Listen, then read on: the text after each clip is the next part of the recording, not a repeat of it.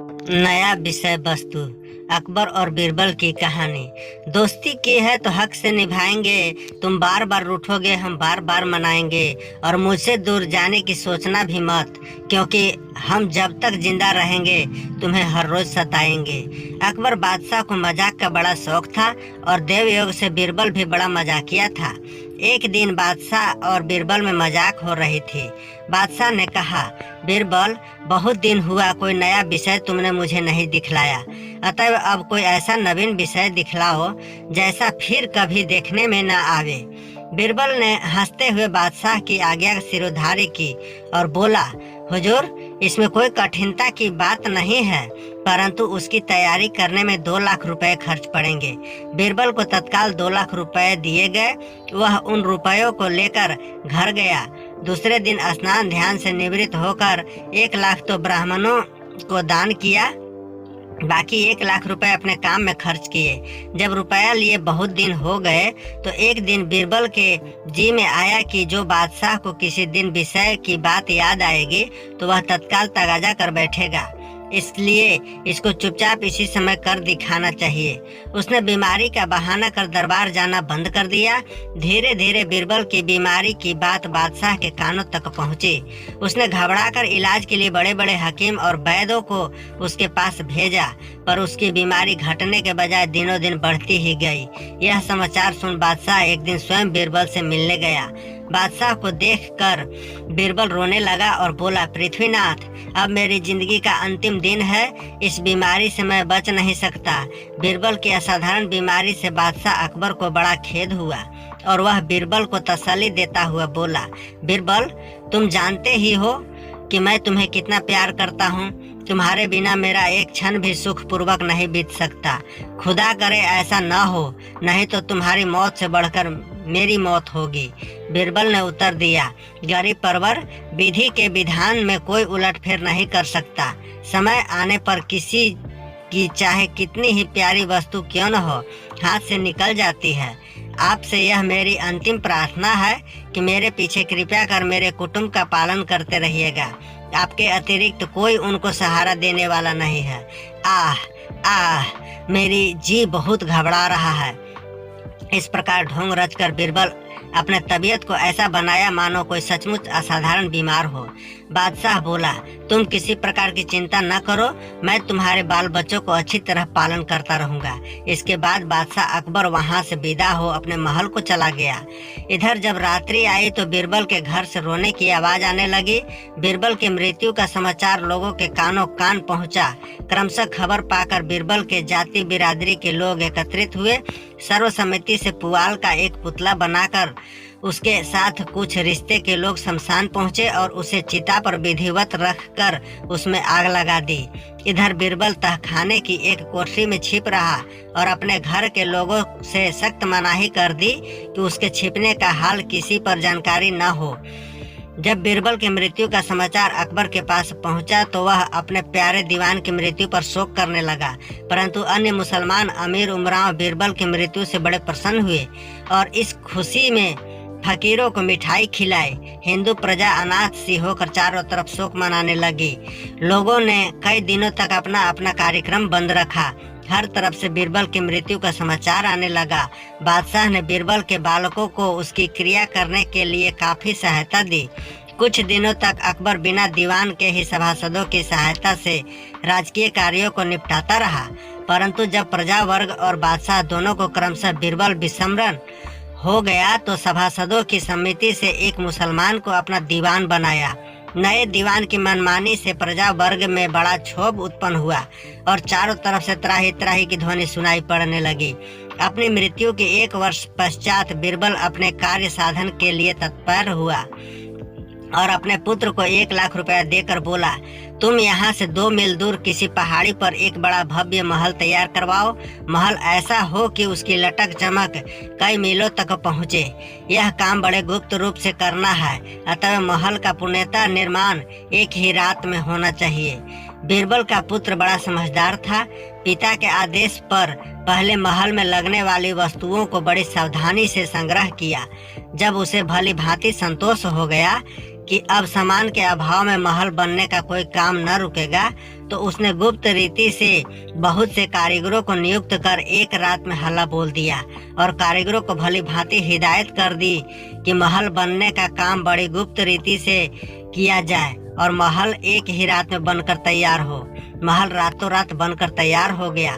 कारीगरों ने भली भांति की वफादारी दिखलाई।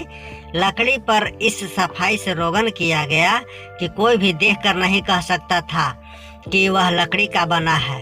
जगह जगह पर शीशों को ऐसी खूबी से जड़ दिया कि उसकी चमक कोसों तक फैलती थी। तब बीरबल खूब साफ सुथरे वस्त्रों से सुसज्जित होकर उस नए महल में आबाद हुआ। सवेरा होते ही वह बड़े ठाट बाट से सजकर नगर में पहुंचा। 1 वर्ष का विश्राम पाकर बीरबल खूब तगड़ा हो गया था। अच्छी सेवा होने से उसके शरीर के अंग प्रत्यंग खिल गए थे। नगर में जाते समय उसे देखकर किसी को बीरबल होने का भ्रम न हुआ। इस प्रकार देखता टहलता राज दरबार में जा पहुंचा। एक नए प्रतिष्ठित आगंतुक को देखकर सभासदगण एकटक उसी की तरफ देखने लगे। सभा का काम बंद हो गया, परंतु किसी ने उसको छेड़ा नहीं। अंत में कुछ देर बाद बादशाह ने पूछा, आप कौन हैं, कहाँ से आए हैं और यहाँ आने का क्या प्रयोजन है? बादशाह अकबर के ऐसे अपरिचितों से प्रश्नों को सुनकर बीरबल बोला, गरीब परवर, मैं आपका पुराना दीवान बीरबल हूँ। बादशाह भौचक सा हो गया और रुखाई से बोला, आई बीरबल, तू तो मर गया था ना, फिर सजीव कैसे लौटा? बीरबल ने उत्तर दिया, हुजूर, मैं मर तो गया था, परंतु जब स्वर्ग लोक को गया तो इंद्र ने मुझ पर प्रसन्न होकर मुझे अपना मंत्री बना लिया। तब से मेरा दिन बड़ा सुखपूर्वक बीतता है। मेरी सेवा के लिए अप्सराएं नियुक्त हुई हैं। सर्वदा खाने को उत्तमोत्तम पदार्थ और पान करने के लिए अमृत प्रस्तुत रहता है। बीरबल की ऐसी बातें सुन अकबर ने पूछा, तो ऐसे आनंद उपभोग को छोड़कर तुम्हारा यहाँ आने कैसे हुआ? बीरबल ने बड़ी विनम्रता से उत्तर दिया, पृथ्वीनाथ, आप हमारे पुराने अन्नदाता हैं। यह स्मरण कर इंद्र से मोहलत लेकर आपसे मिलने आया हूँ। आपके किए हुए उपकार मेरे हृदय पट पर अंकित है, इसलिए आपसे आपके निमित्त स्वर्गलोक से एक उत्तम महल और एक परी साथ लाया हूँ। उपरोक्त दोनों चीजें यहाँ से थोड़ी दूर पर एक पहाड़ी पर छोड़ आया हूँ। यदि आप वहाँ तक चलने का कष्ट करें तो मैं उन्हें आपको दिखला दूँ। बीरबल की बातें अकबर को सच्ची जान पड़ी। उसने मन में अनुमान किया कि जब बीरबल मर गया था तो बिना प्रयोजन के लौट कर कैसे आया, और आया भी तो परी और महल इसके हाथ कैसे लगा। निसंदेह बीरबल सत्य कहता है। उन चीजों की परीक्षा के लिए नए दीवान और कुछ अन्य प्रतिष्ठित लोगों को उसके साथ भेजा। बीरबल सबके साथ चलकर उस पहाड़ी के समीप जा पहुंचा और उन लोगों को दूर से उंगली का इशारा करके बोला, देखो, वह 7वें खंड पर बैठी हुई परी हम लोगों की तरफ ध्यान पूर्वक देख रही है। अधिक आदमियों को एक साथ अपने तरफ आते देख उसे तजुब हो रहा है। उसका चंद्रमुख कैसा चमक रहा है, उसकी बिखरी लटे क्या ही काली नागिन के समान लपलपा रही है। आदि आदि कई प्रकार के चकमे देकर बड़ी मुलायमी से पूछा, क्यों बे, सब बातें अब तक आप लोगों को दिखलाई पड़ी या नहीं? यदि न दिख पड़ती तो अभी मौका है, उन्हें भली भांति देख ले। ये सब बातें आप लोगों को बादशाह से कहनी पड़ेगी, फिर किसी प्रकार का हीला हवेली करने से काम न चलेगा। बीरबल के साथ एक से एक सुप्रतिष्ठित नागरिक और दरबारी भेजे गए थे। वे ऐसी कौतूहल भरी वार्ता सुन मन में कहने लगे, हो न हो यह बीरबल प्रेत होकर आया हो, क्योंकि सिवाय महल के इसकी बतलाई एक बात भी हमें नहीं दिखाई पड़ती। बीरबल के बार बार पूछने पर उन लोगों ने एक स्वर में कहा, अफसोस, हमें सिवाय महल के और कुछ भी नहीं दिखाई पड़ता। तब बीरबल बोला, आप लोग क्षमा करेंगे, मैं पहले आप लोगों से एक बात कहना भूल गया था। वह यह कि इस लोक के मनुष्य अधिकतर पाप कर्म में रहते हैं, दूसरे बहुत से लोग वर्ण संकर हो गए हैं, इसलिए इन दोनों श्रेणी के मनुष्यों को अतिरिक्त बाकी लोगों को ही स्वर्गीय चीजें दिखाई पड़ेगी। एक बार फिर से देखकर आप लोग सत्यापन कर निर्णय कर लें। बीरबल ने फिर पहले की तरह सबको दिखलाना शुरू किया। इस बार लोग बड़ी सतर्कता से देख रहे थे, पर कुछ हो तब तो दिखलाई पड़े। सिवाय महल के उनकी दृष्टि में और कुछ न आया, परंतु पापी कहलाने के भय से सभी लोगों ने परी का दिखलाई पड़ना स्वीकार किया और एक साथ ही बोल उठे, वाह वाह, क्या कहना, जो परी का नाम सुना था सो आज प्रत्यक्ष देखने में आई। ऐसी सुंदर आज तक मृत्युलोक में किसी की दृष्टिगत नहीं हुई थी। बीरबल बोला, आप लोग भली भांति पुनः देख लीजिए, क्योंकि यह बात बादशाह के सामने कहनी पड़ेगी। दरबारियों ने कहा, निस्संदेह हम सब इस बात को बादशाह अकबर के सामने इसी प्रकार ज्यों की त्यों कह देंगे। पहले तो बीरबल इन लोगों की मूर्खता पर मन में बड़ी देर तक हर्ष मनाता रहा, परंतु उसको अपने माफिक समझकर शांत रहा। इन्हें यह सब देखते सुनते बहुत देर हो गई। इधर अकबर भी इनकी प्रतीक्षा करते करते घबरा रहा था। इसी बीच बीरबल सबको लिए हुए जा पहुंचा। इनको देखते ही बादशाह प्रफुल्लित हो गया और हर्ष सहित नए दीवान का तथा अन्य बड़े बड़े कर्मचारियों से वहां आने का समाचार पूछा। बीरबल के कथन की पुष्टि करते हुए महल और परी का होना स्वीकार किया, बल्कि कुछ और बढ़ा चढ़ाकर वर्णन किया। नया दीवान बोला, हुजूर, ऐसी परी क्या आज तक किसी को नसीब हुई होगी। नाहक यहाँ की स्त्रियां अपनी खूबसूरती की डींग हाका करती है। महल की शोभा और चमक तो सूर्य के तेज को भी मात करने वाली है। दीवान के मुख से वहाँ की प्रशंसा सुन अकबर भी भुलावे में पड़ गया और उसका हृदय काबू से बाहर होने लगा। वह तुरंत बीरबल से बोला, बीरबल, उसको यहाँ लिवा लाओ। बीरबल अकबर की बात काटते हुए बोला, पृथ्वीनाथ, वह स्वर्ग की परी है, पैदल चलकर यहाँ नहीं आ सकती। हाँ, यदि आप स्वयं चलकर उसे लिवा लाए तो भले ही आपके प्रेम में पड़कर शायद चली आए। वह दीवान के मुख से परी की प्रशंसा सुनकर मरा जा रहा था। इनकार कब करता। तत्काल सवारी तैयार करने की आज्ञा दी और आप भी कपड़े लते से लैस होकर थोड़ी देर बाद सवारी तैयार होकर आ पहुंची। सभा के लोग पहले से सुसज्जित होकर अकबर, बीरबल अन्य लोगों को नगर से बाहर निकलते जिस समय बादशाह की सवारी ठाट बाट से निकली, वह देखते ही बनती थी। अगर कोई अपरिचित मनुष्य उस समय समाज को देखता तो उसकी और उसके वैभव की भूरी भूरी प्रशंसा करता। मध्याह्न में बादशाह अकबर बड़ी पहाड़ी समीप जा पहुंचा। धूप बड़ी तेज पड़ रही थी। धूप की लपट महल के शीशों पर पड़ने से उसका प्रतिबिंब बहुत दूर तक पहुंचता था, जिससे महल की शोभा दिन दूनी रात चौगुनी हो रही थी। दुष्ट पड़ते ही आंखें चौंधिया जाती थी। बादशाह की ऐसी अपूर्व महल देख सारे महलों की उत्तमता भूल गया और बीरबल के आग्रह से अपनी मंडली सहित पहाड़ी पर चढ़ने लगा। थोड़ी देर चढ़कर महल के नीचे जा पहुंचा और महल की सुंदरता देखने लगा। बीरबल बोला, गरीब परवर, ऊपर दृष्टि फैलाकर देखिए, वह 7वें खंड की खिड़की पर बैठी हुई परी हम लोगों की तरफ देख रही है। उसकी दासी पीछे से पान की बीड़ा थमा रही है। यह दासी क्या है, मानो सुंदरता का सीमा है। इसकी जोड़ के सारे महल में एक भी बेगम नहीं है। वह परी क्या कहना, जिस की दासी ऐसी है उसकी मालकिन की प्रशंसा करना तो मानो सूर्य को दीपक दिखाना है। बीरबल बार बार उंगली का संकेत कर उसे दिखलाने लगा। फिर भी कुछ दिखलाई नहीं पड़ने पर बादशाह अकबर तजुब से बोला, आप न जाने क्या देख रहे हैं, मुझे तो कुछ भी दिखलाई नहीं पड़ता। बीरबल बोला, यदि आपको मेरे कहने पर विश्वास नहीं पड़ता तो आप अपने दीवान और अन्य मुसाहिबों से पूछ लीजिए। वे लोग तो पहले से ही बीरबल के पंजे में पड़ चुके थे। उन्होंने एक स्वर से परी को दिखाई पड़ना स्वीकार किया और बादशाह को उसके उन दिखाई पड़ने पर आश्चर्य प्रकट करने लगे। अकबर विचार सागर के लहरें मार रहा था। उनका मन नितांत चंचल हो रहा था। इसी बीच बीरबल ने कहा, पृथ्वीनाथ, मैं पहले आपसे एक बात कहना भूल गया था। यह स्वर्गीय वस्तुएं यहाँ के निवासियों को बड़ी कठिनता से दिखाई पड़ती है, कारण कि आजकल अधिकतर लोग पापी हो गए हैं और पापियों को स्वर्गीय वस्तुएं स्वप्न में भी नहीं दृष्टिगत होती। प्रत्यक्ष की तो बात ही निराली है। आपको खूब दृष्टि गड़ाकर ध्यान पूर्वक देखना चाहिए।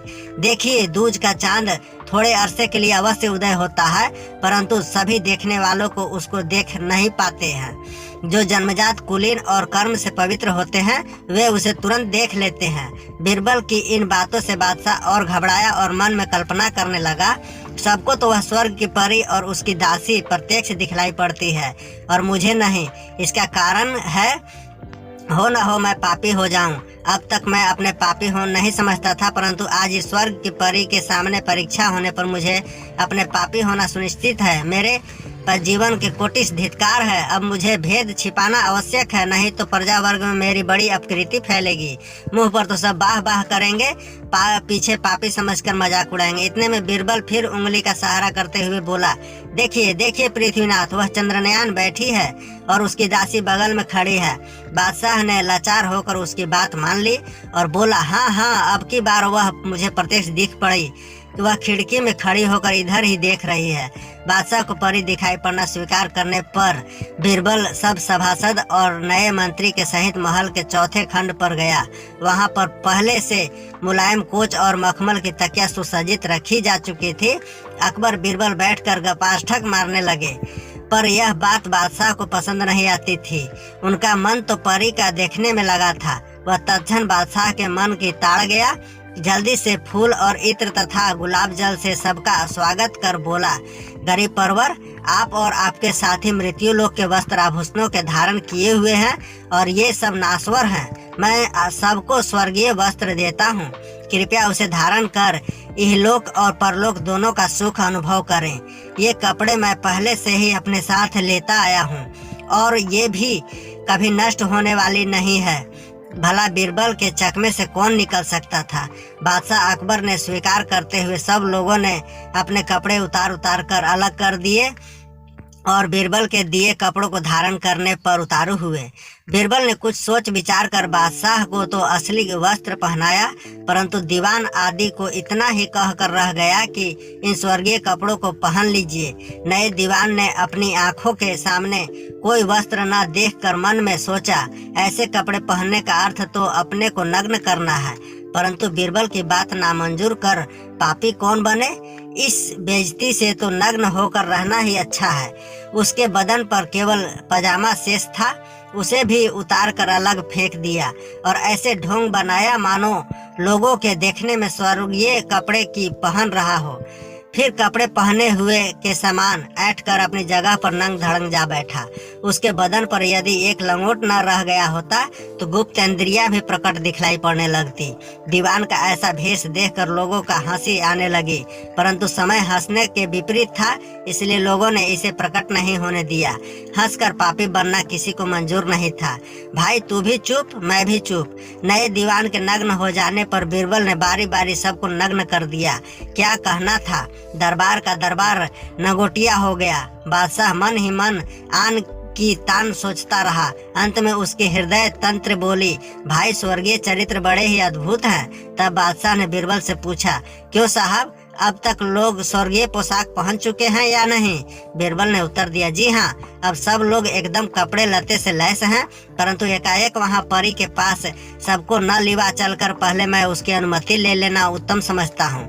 आप लोग यहीं ठहरे, मैं उसकी स्वीकृति लेकर तत्काल लौट आता हूँ। बीरबल बगल के एक कमरे के में भीतर से सिटकिनी बंद कर चुप रहा। कुछ समय बिताकर बादशाह निकला और बादशाह से प्रार्थना कर बोला, गरीब परवर, परी को ऐसी अनुमति है कि यह दिन का समय है, इस वक्त सब लोग वापस जाएं, रात्रि में वे मुझसे मिल सकते हैं। उसने एक बात और भी कही, अपने मालिक से बोलना कि मुझे इस पहाड़ी की आबो हवा बड़ी सुहावनी और निरोग जान पड़ती है, इसलिए कुछ दिनों तक मेरा यहाँ रहने का विचार है।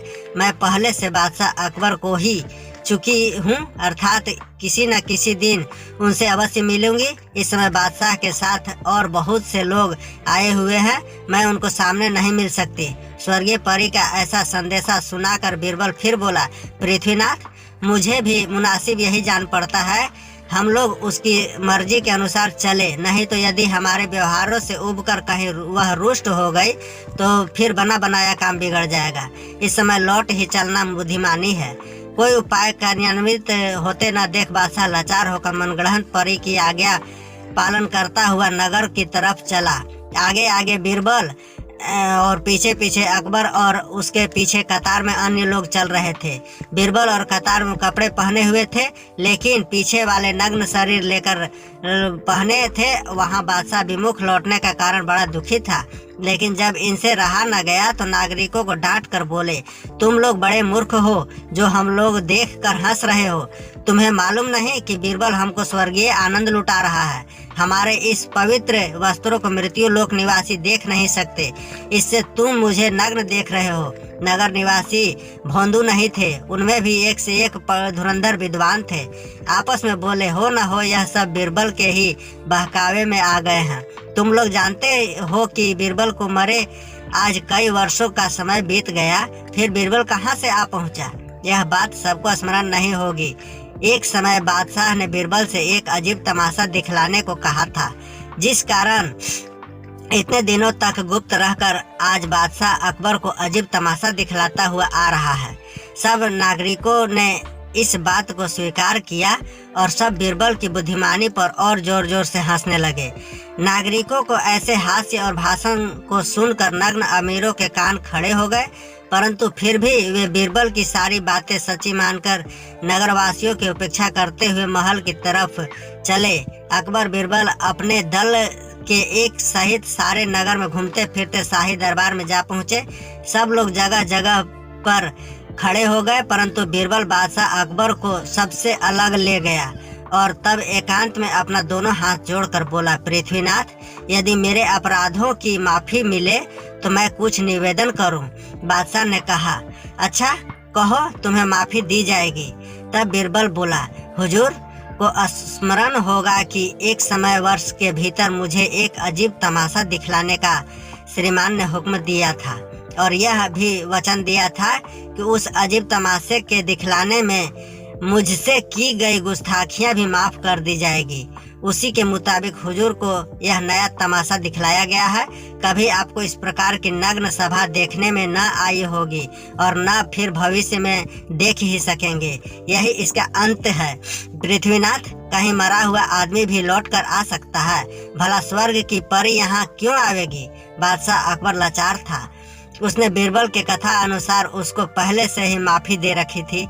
अतएव सभासदों से बोला, दीवान जी, आज से लगभग 1 वर्ष पहले मैंने अपने दीवान बीरबल को एक अजीब तमाशा दिखलाने की आज्ञा दी थी और उसमें होने वाले सभी अपराधों के लिए उसको माफी भी दी गई थी। सो आज बीरबल ने वही अजीब तमाशा हमको दिखलाया है। आशा करता हूँ आप लोग उस पर रुष्ट न होंगे। यह जो कुछ भी हुआ सब मेरी आज्ञा के कारण हुआ। इस बात का मुझे भी दुख है कि उसने आप लोगों की बड़ी हंसी कराई है। मैं ऐसा नहीं चाहता था, मैं तो केवल अजीब तमाशा ही देखने की लालसा रखता था। आप लोग इस बात को एकदम भूल जाएं और बीरबल से पहले सा प्रेम ही रखें। अकबर की आज्ञा सुनकर समस्त हिंदू दरबारी धन्य धन्य कहने लगे, परंतु मुसलमान दरबारियों का मुंह लटक गया और मन ही मन बीरबल की धृष्टता पर गालियां और बौछार उड़ाने लगे। बीरबल उनके वस्त्रों का गट्ठर पहले ही दरबार में भेज चुका था, इसलिए उसको खुलवाकर सबको हवाले किया। सब लोग असली वस्त्र धारण कर अपनी अपनी जगह पर जा विराजे और सभा का दूसरा कार्यक्रम हुआ। चूंकि परी ने रात को उससे मिलने का वादा किया था, इससे भीतर भीतर कुछ धैर्य भी बंधा हुआ था। इस प्रकार अकबर, बीरबल और अन्य लोग नगर में पहुंचे। शहर से रईसों को ऐसे नंग धड़ंग घूमते देख नागरिकों को हंसी आने लगी। यह दल बीरबल जिस गली से होकर जाता, वहां के लोग इनको हंसते देख हमें उम्मीद है कि यह अकबर बीरबल की कहानी आपको पसंद आई होगी। कमेंट करके जरूर बताइएगा और अपने दोस्तों परिवारों के साथ शेयर करना न भूलें ताकि वे भी इस कहानी का आनंद ले सके। धन्यवाद।